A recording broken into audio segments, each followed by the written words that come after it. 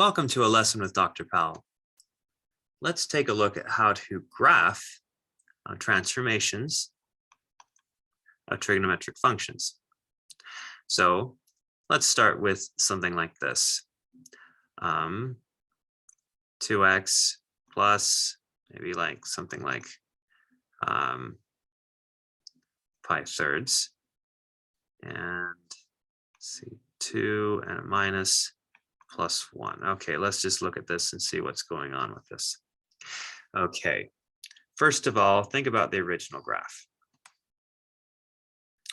Okay, the original graph has a starting at 0, 0, and it has a period that's going to repeat itself every 2 pi. All right, and it's going up to 1 and -1. Let's see how all these things change here with the transformations. Let's start with the x transformations right here. So you think 2x plus pi thirds, and this whittles down to x to get the transformations. The first thing that's done is we subtract by pi thirds, and then the next thing we do is we multiply by half. Notice that this just shifts the x values, but this multiplies all the x values by half. So in other words, if there's a period, that period is going to be multiplied by a half as well. So we know that the period of the in the end is going to be 1/2 of 2 pi, which will be pi.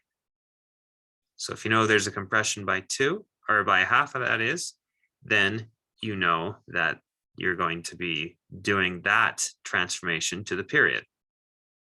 So 2 pi will change to pi. Great. So the period of this new thing is pi. Now, let's think about where it actually starts now. This point right here, the beginning of this cycle, is now going to be where? Well, let's just think about 0, 0 and apply the x transformations to it. First, we subtract by pi thirds, and then we multiply by a half. So think negative pi thirds, and then you multiply by a half, it's going to end up being at negative pi 6. So we know, at least just with the x transformations, that's what's happening, is we're going to start our cycle at negative pi 6. And the period's going to be pi, which is going to take us to 5 pi 6. So without doing any y transformations, our graph, and we take 1/2 of that. Okay, so we're looking at 3, so 2 pi 6 is halfway, 2 pi 6 there. Okay, and then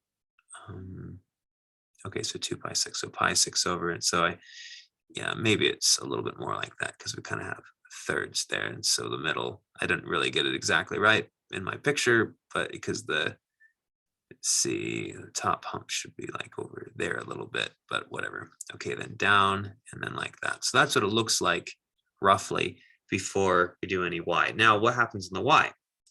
Well, we have a multiplication by -1 and 2, first of all, right? Because what's to the outside of the sign? And then multiplication by 2. So that means we reflect it. So here we take this and we reflect it, multiplication by -1.